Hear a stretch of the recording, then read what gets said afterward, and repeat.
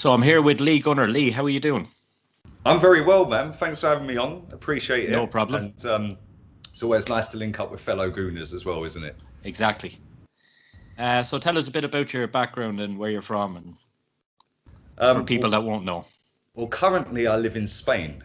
I moved to Spain about a year ago, just over a year ago now. Do YouTube full time. Been doing that for 18 months full time. But prior to that, I'm originally from Milton Keynes, just north of London, about 40 miles north of London. But yeah, used to do door-to-door sales, double glazing, harassing people for windows. Did that for 2 decades, man. It was a slog. Good money, really good money, but I just didn't like it in the end.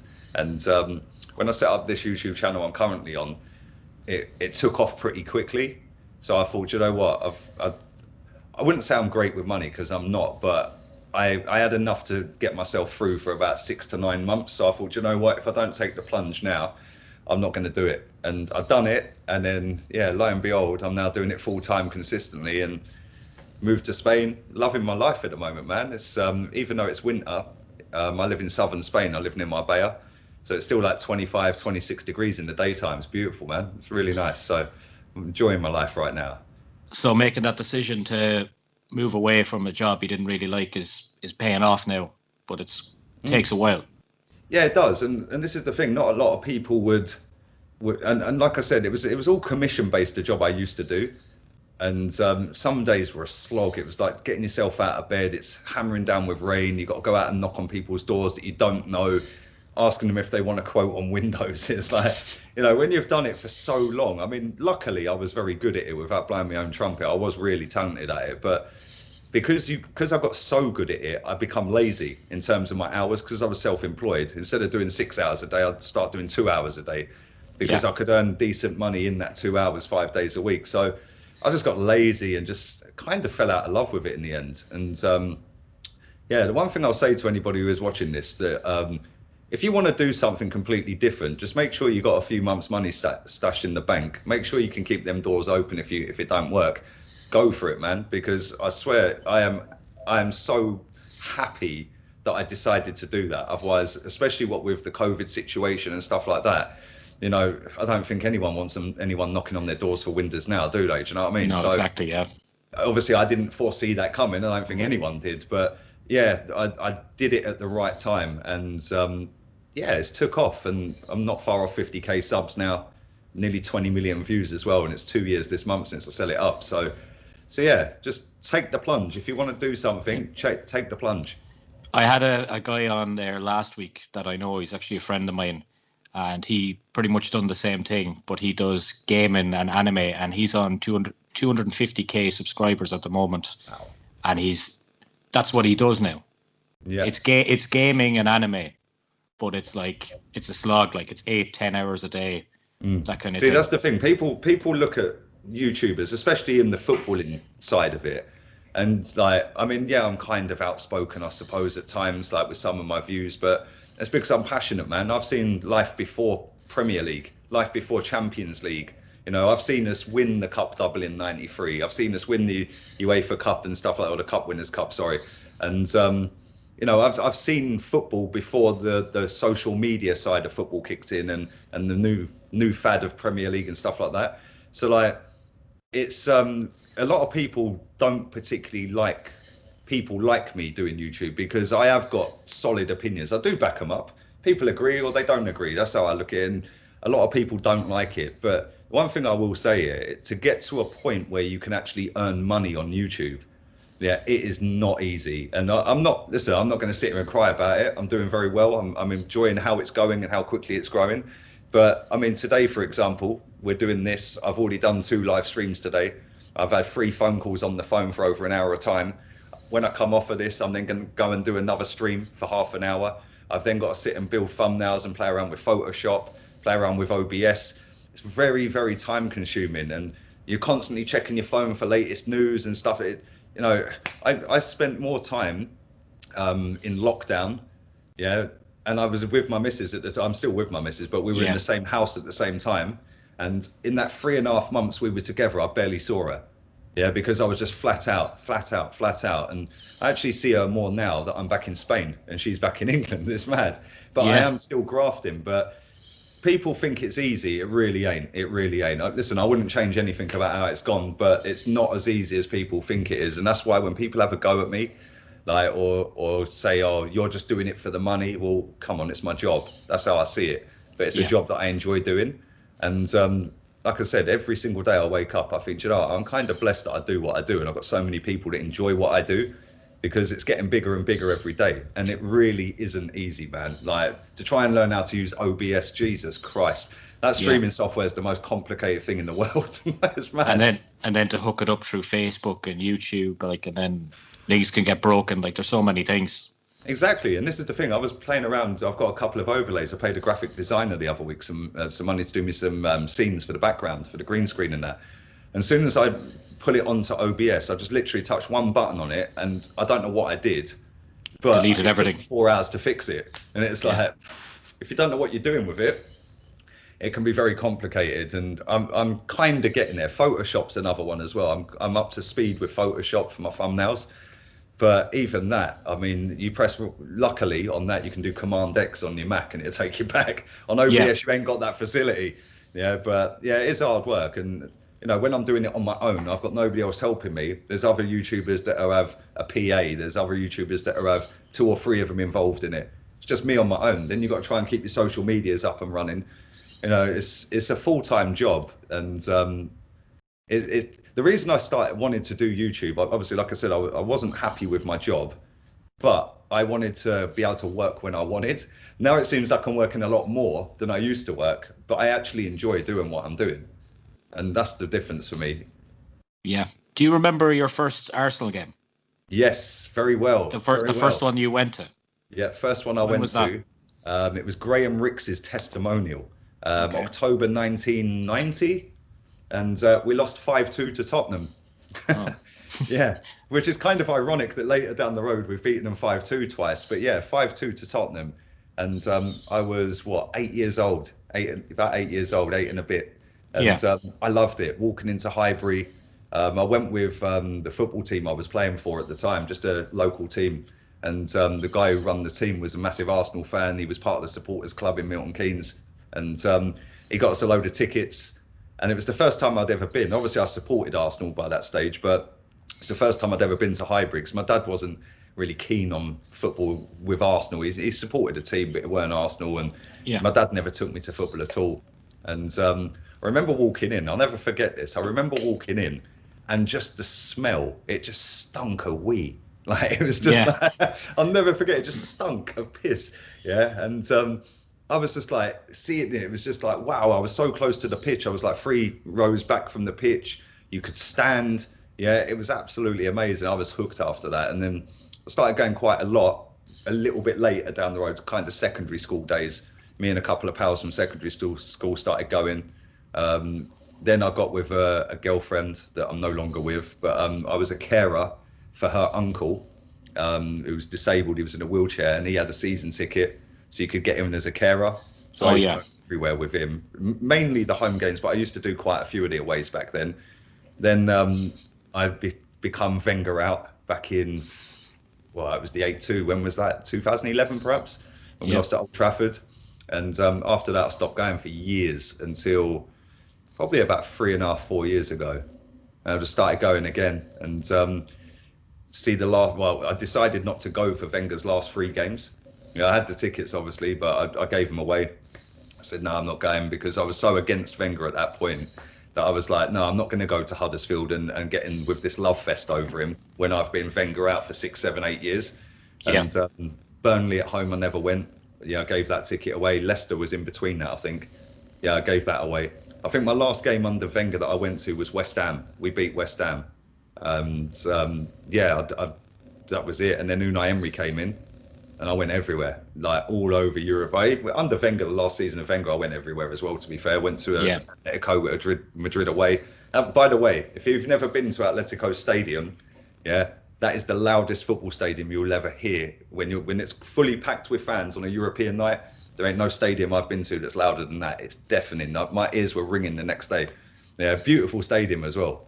But yeah, man. I was lucky enough to go to Highbury once because obviously I'm from Ireland. I don't get to go that often, but I've been to, I think it's either 7 or 8 Arsenal games and they've won none. Oh, wow. Yeah. Do you know what the worst one was, though? Go I on. went to the League Cup final against Man City. Oh, mate. Were you at that game? What, at Wembley? Yeah. The recent one, what, 2017? Yeah, about that, yeah. 3-0. Yeah, Bamyang had just joined, I think, hadn't he? Yeah. Yeah, I was there. I was there that day, yeah. It was pathetic. We never turned up. Didn't turn up. As soon as they went 1-0, it was game over, wasn't it? Yeah, and I was in the Man City end with my jersey. Oh, wow. Yeah. Wow. But, they wrecked the place. At half-time, they smashed all the bathrooms up, and it was crazy. Myself and the missus were there, both Arsenal fans, with a Man City fan that I know. Yeah, that's and crazy. I just couldn't believe what I was seeing, and then it must be just a normal thing. No, do you know what? You say that. A lot of people ask me this, like, do I see much football violence when I've been to games and stuff like that? Yeah. Or like, just, just people, like you said, smashing things up. I don't really see any of that, if I'm honest. I've seen a couple of people, like when we played Tottenham when they were at Wembley, a couple of Tottenham and Arsenal fans were having a punch up on Wembley Way. A load of Man City, funny enough, against Arsenal with that game, funny enough. After the game, there was a bit of a tear up outside. Yeah, because they were all jumping around, like going over the top and getting in front of people. And the Arsenal fans that they got in front of didn't take kindly to it. Yeah. They all ended up getting carted off, all of them, by old Bill. But other than that, I've never really seen anything kicking off at a game. I've seen, like, when I've been in a stadium, I've seen fans of the same team punching each other up. I think that was, game was that? I think that was, funny enough, Man City at the Etihad. Yeah, that was 3-1. Lacazette came on and scored in that game. And I think I was at that City game fans as were well. beating each other up. I was like, why are you fighting? Like, you're champions. Like, it's crazy, isn't it? Football fans are a different breed, mate. They're mad. I think it's the long day drinking maybe and stuff like that. Yeah, true. Yeah, especially when it's Wembley as well, because it's a final or something like that. Then it's a party atmosphere, isn't it? And you go in there thinking, like, it's a long day. It'll be a 3 or 4 or 5 o'clock kickoff. It's not going to be a midday kickoff. So yeah, maybe that could be that. Arsenal Fan TV, you'd made a good few appearances. That's kind of where people maybe know you from at the start, and you're obviously doing your own thing now. But what's it like to work with Robbie and the lads? I've met Robbie before myself. He's a gent. Oh, Robbie's amazing, and funny enough, we both lived in Milton Keynes. He still lives there, but yeah, it was funny because I'd seen it before. I remember when we lost. I think it was to Aston Villa, and Chris Hudson did his video, and he said, "I've had a fucking enough" or something. And that was their first big video that blew. Was that the opening day of the season lost? Yeah, opening day. Yeah, and we lost that game badly. I think it was 2-0 or something, but we were poor that day. And I wasn't at the game at that point, but I remember seeing this video, like that particular video, and I was like, wow, this guy's saying every single thing that I think. Yeah, he nailed it. It went mad, that video. And it was funny because the very next day I see Robbie, and I didn't know Robbie at this point. I see Robbie in Asda in Milton Keynes. Yeah, I just went up and said hello to him and chatted to him and that.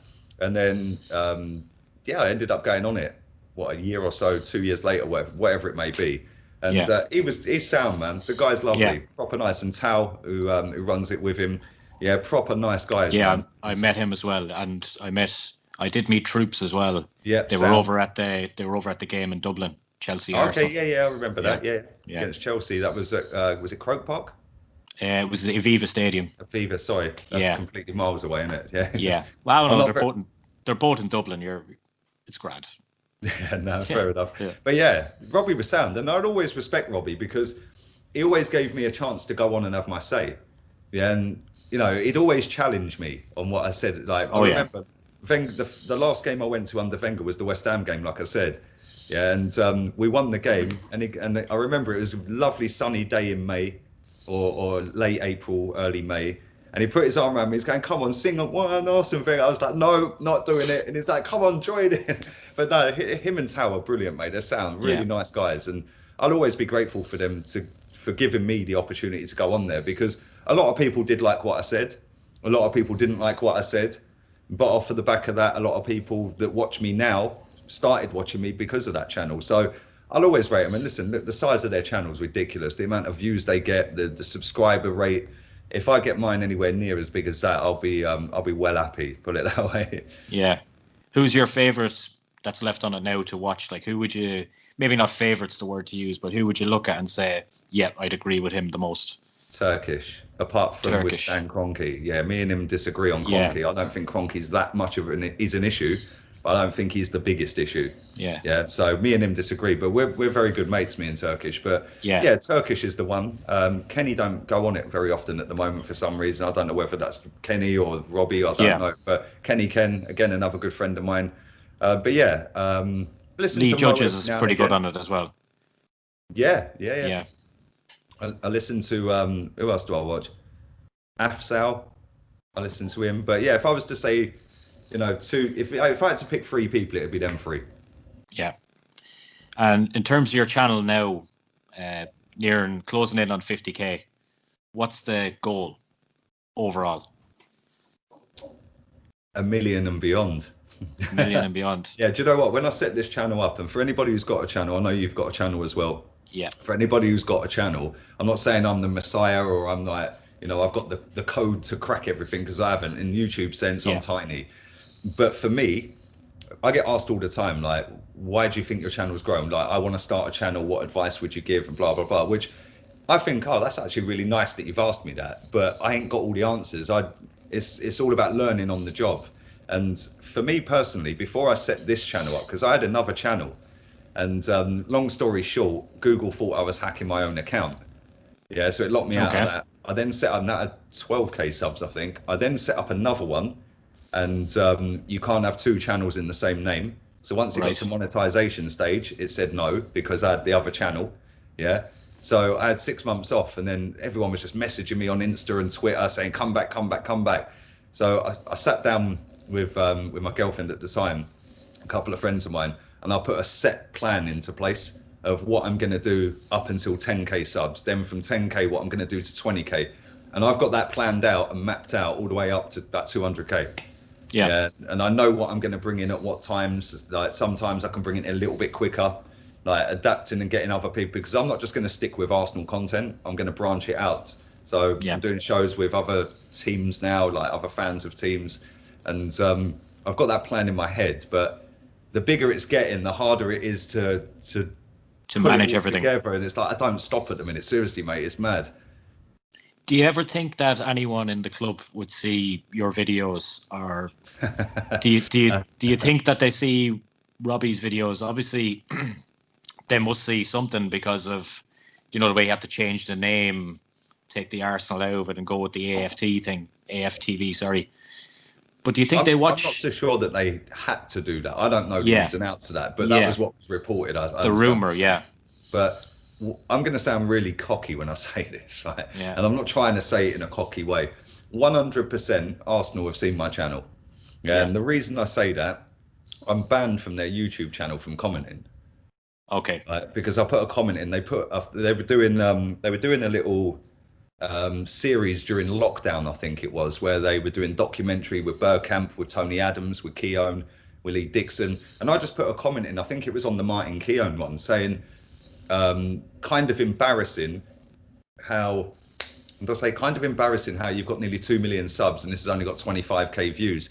Maybe if you actually, as a football club, educated more people on who Martin Keown is, what he represented for the club, that would actually get more views. And it's not just about the current team or the current manager. Yeah. They blocked me. Yeah, they blocked me. That's gas. Their YouTube channel it's just full of them doing stupid games with each other and questions and answers. And mate, do you know terrible. What? It winds me up, because they don't use, for me, if I had a platform as big as that, I'd try to educate the fans, because Arsenal have got a massive global reach. Yeah, and a lot of that global reach don't know about Martin Keown, because they weren't born in that era. And I don't blame them for not educating themselves. I blame the football club for not educating them fans.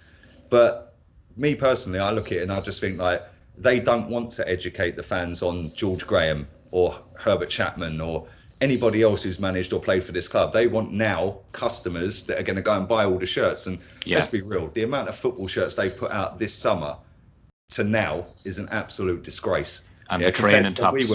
When we were back in the day, it was 2 shirts, yeah, and you had them for 2 seasons, and it was alternate. So you have the home shirt, yeah. A year later, the away comes out, and you'd alternate. So it was 1 shirt every year. Yeah. They must have brought out about 20 shirts since August. Yeah. And the training tops and all that kind of stuff, and then the Pharrell thing. Oh, it's ridiculous. That's the only shirt I'm not buying. Yeah, I don't like it. All the others, even though I don't particularly like some of them, I'll buy them. But in terms to finish off on that question about, do you think they've seen me? I know some of the players have seen it, because I do a thing, and I started this back last December. Me and my daughter. Funny enough, it's her birthday when we're recording this. It's today. She's 11 today. But very good. We started doing this thing called Bluetooth, right? So instead of fist bumping, yeah, I'm driving, she's in the back of the car, and I go Bluetooth, and we just twist our, so it's like a fist bump. Obviously, as lockdown come, social distancing, it was like, so that become a big thing for me during, like, with my subscribers and that, Aubameyang put on his Instagram story to 10 million people or whatever it was on Ousmane Dembele's birthday. It was a picture of them going to do a fist bump, and he put hashtag Bluetooth, So 100%, that ain't a regular thing in England. That's like, I'm going to take full credit for that. Right? But I think Hector Bellerin might have seen I went viral on a video that I put out cussing him off once after we'd just beaten Östersund away, and he'd said something about fans are profiting off of negative and losses and blah blah blah, and then he started saying about AFTV. So I did a video the next day. I went right into him, called him every name under the sun, slagging off the fans and that. And I was like, who does he think he is? Like, because you're profiting more than we are, mate. Yeah, you're getting paid 100 odd grand a week, and you're losing every week. Like, come on, who are you to call out fans? It's disgusting. Mate, I can't stand that bloke. The quicker the better. He done that at some, wasn't it some college talk or something over in England? Yeah. It was Oxford University. Yeah. Yeah, no, I've seen that over here as well. Yeah, wound me right up, because I'm like, you do not go for the fans. Yeah, you don't, and that's why I got on Xhaka's case as well. He's lucky he still plays for this football club, because as soon as you start getting on the fans as a footballer, back in my day when I was growing up, that's you gone. Yeah. But now it seems a bit more forgiving. They just it's okay. Oh, look, he's turned it around. He shouldn't even be here. I don't think he's going to last anyway. It doesn't look like he's going to get back at the team anyway. Yep, I agree, mate. He's finished out here. Yeah, he's put in a lot of poor performances for Arsenal. I think there's quite a few of them, though. I mean, Alex Lacazette's another one. But with the Lacazette one, it's kind of mad, because he played the first 3 games of the season, scored in all 3 of them. Yeah. Hasn't got international duty, so we dropped him for Sheffield United before international duty, which made no sense. Then he, after international duty, we played City away, and he put Willian up front. So I'm like, and he's come back into the team, and he's looked out of his depth, like not interested, couldn't be bothered. And it must be frustrating that you've scored 3 in 3 and then you get benched.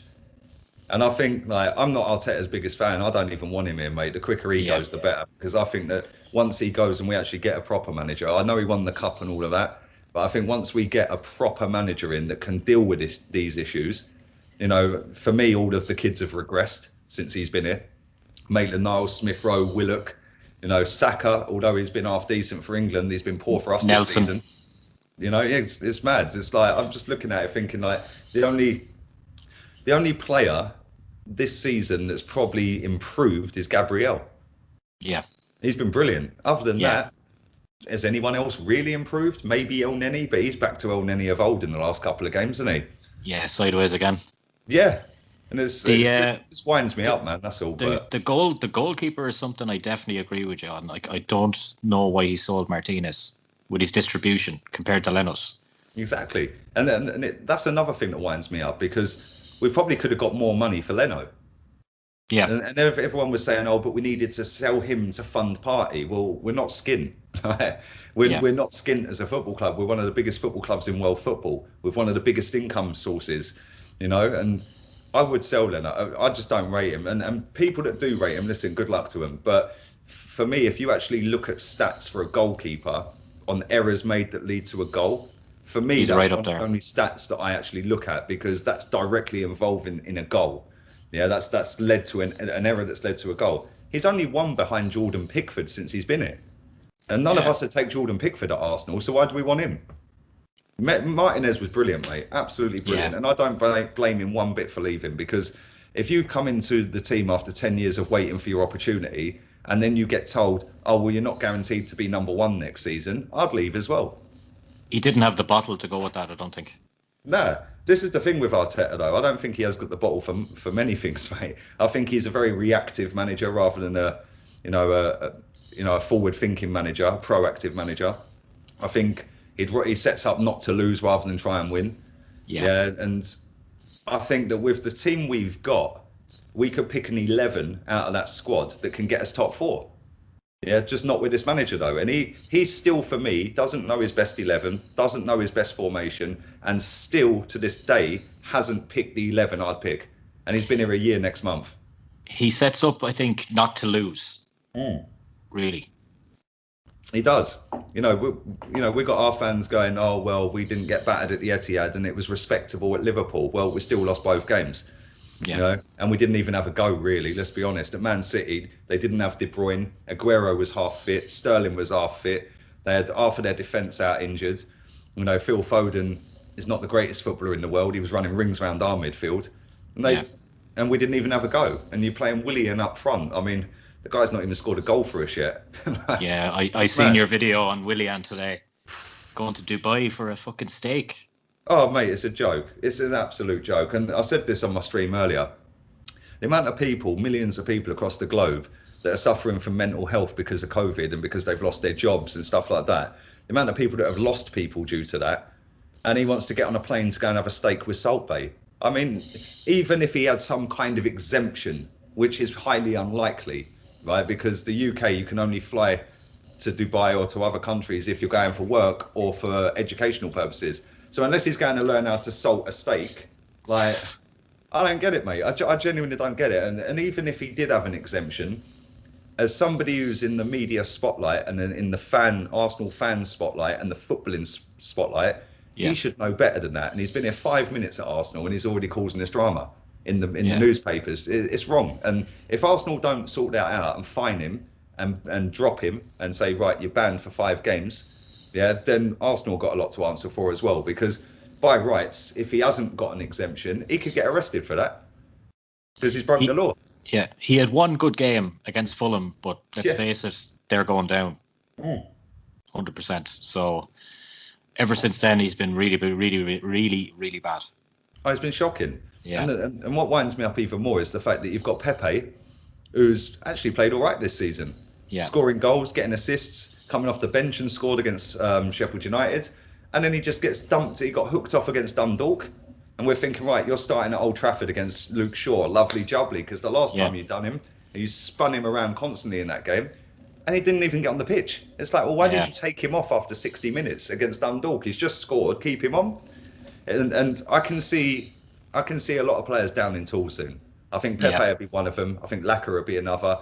Granit Xhaka might be another one. Granit Xhaka was in the team consistently. Now he can't get a game. Aubameyang looks out of sorts. He can't be bothered. He's playing out of position for me. He only played, I think, 10 games up front. 10 games on the wing for Dortmund. Yeah. And he barely plays up front. And people sit there and say, yeah, but he can't hold the ball up. Well, Jamie Vardy can't hold the ball up. Play it over the top and play to his strengths. We don't do that. And we're going to struggle this season real bad. Yeah. Do you think, I know you don't like Ozil, but do you think the Ozil, to put it mildly, but do you think the Ozil situation would have an effect on the players that would say be his friends? 100%. Yeah. Yeah, we see that. So there can't be good vibes in the dressing room if that's going on. We see that under Emery. A lot of players down tools soon as Ozil down tools, and he had to grind it out a little bit, which he did, Emery.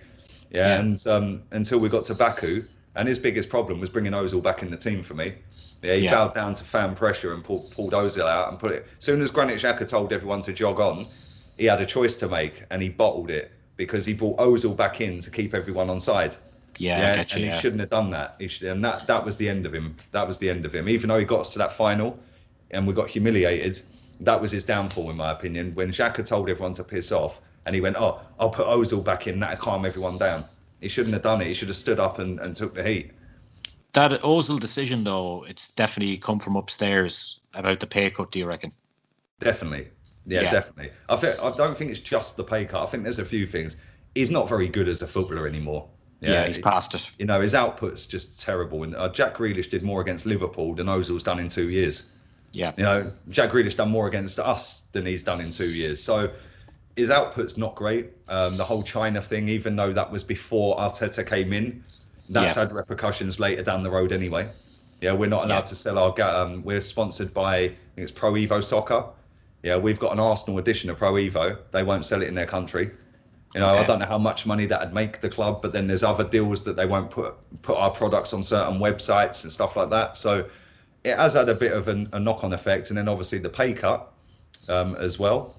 And I think that's all three of them things added up is why they don't, and the massive wages we've given him, which is just a joke, isn't it? They should have just terminated his contract.